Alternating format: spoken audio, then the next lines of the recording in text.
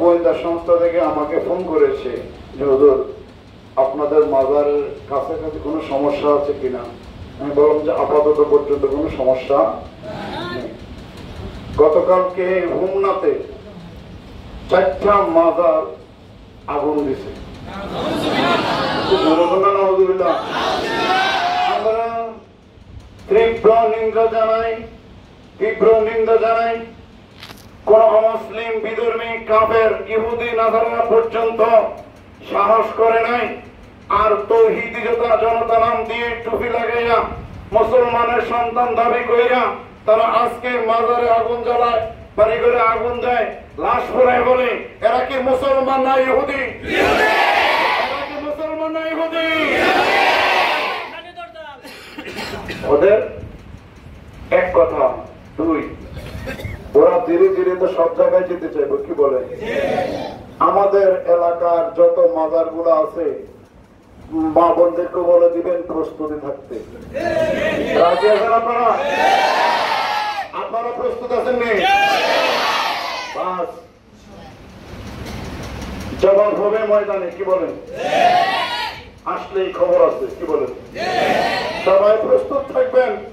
নিন্দা জানাই সকল মাঝহার ভক্ত লোকদেরকে অনুরোধ করব, যেখানে যেখানে বেসরা হয় এগুলো উঠে নেন, নিয়ে আপনারা নবীর সুন্নত তরিকায় মাজার গুলো সাজাইয়া পাহারায় বসেন, চৌকিতে বসেন, যাতে করে উল্টা চোখ এখানে দরজা দেখাইতে না পারে। কি বলে কথাটা?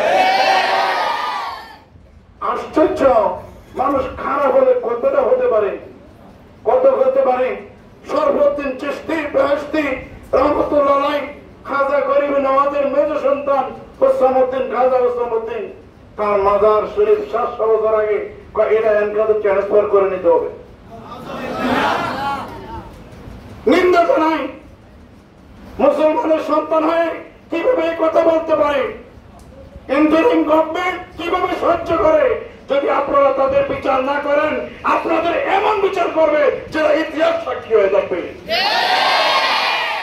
এতগুলো মাজার আপনাদের আমলে ভাঙতেছে, আপনারা আঙুল চুষেন আর আপনারা কথা বলেন যে নির্দোষ মানুষগুলোকে যেন আসামি নেওয়া হয়। আমাদের তাহির সাহেব সেদিন ছিল কোথায়? সওয়ারাত উদ্যানে, আর বিজয়নগর থানা তার বিরুদ্ধে মামলা হয়। গোটা পৃথিবীর মিডিয়া দেখতেছে লোকটা আরেক জায়গায় তার বিরুদ্ধে মামলা হচ্ছে। কি জানান দিতেছেন আপনারা? ইচ্ছা করে করে একটা দাঙ্গা বাজাইতে যেতেছে দেশটার মধ্যে। কি বলে? সুন্নিরা সবাই সোচ্চার এবং সতর্ক থাকেন। বাতাল নস্তির গোষ্ঠী কোনদিন বাবা শাহজালালের দেশে তারা মাথা নাড়া দিয়ে উঠতে পারবে না। চোরা করতে হামলা করতে পারবে, সামনে কখনো উঠতে পারবে না। আপনার জবাব দেওয়ার জন্য আহলে সুন্নাত প্রস্তুত। ঘুমন্ত সিংহকে জাগ্রত করবেন না, ভালো হবে না। কি বলেন? ঘুমন্ত সিংহকে জাগ্রত করলে ভালো হবে না। আমি আবারও বলছি, সকল মাজার ভক্ত যারা মাজারের মোতওয়াল্লি আছেন, বেসরা যেখানে যেখানে চলে সেগুলো দূরীভূত করে দেন। নবীর সুন্নত তরিকায় মসজিদ গুলোকে সাজান, সাজায় ওখানে পাহারা বসান, চৌকি বসান, সিসি ক্যামেরা রেডি করেন, সব রেডি করেন। এলাকার মানুষের লোক সুসম্পর্ক তৈরি করে মাজার পাহারায় নিয়োজিত রাখেন। ইনশাআল্লাহ তারা প্রবেশ করতে পারবে না। কি বলেন? আর প্রবেশ করলে কি এমনি চলে যেতে পারবেন? আমরা প্রশাসনকে মিডিয়ার মাধ্যমে বলবো, আপনারা আমাদেরকে সহযোগিতা করেন।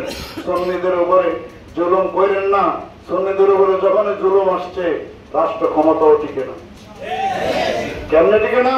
হযরত মুজতাহিদ আল-কাসানি যখন জেলখানা দিয়েছে সম্রাট আকবর, আকবরের তিনি এলাহি শেষ, তার রাজত্ব মানে সে যে রাষ্ট্রের প্রধান ছিল এটা শেষ হয়ে গেছে। ইমাম মুহাম্মদ ইবনে হাম্বল, ইমাম আবু হানিফার উপর আঘাত করার পরে আব্বাসীয়রা শেষ হয়ে গেছে। টিকতে পারে নাই। কথা বুঝে আসছে? সাবধান, এদিকে যেন কালো চোখ দিতে না পারে। আপনাদেরকে অনুরোধ করবো, দেশবাসী সবাই সোচ্চার সতর্ক হয়ে যান। আপন আপন জায়গার মধ্যে শুধু নিজেরা বলতে হবে না, মা বোনদেরকে বলবেন যে সবাই আপন আপন জায়গা থেকে প্রস্তুতি থাকতে। কি বলেন আপনারা? সবাই সবাই প্রস্তুতি নেবেন। আল্লাহ আমাদের সকলকে কবুল করুন।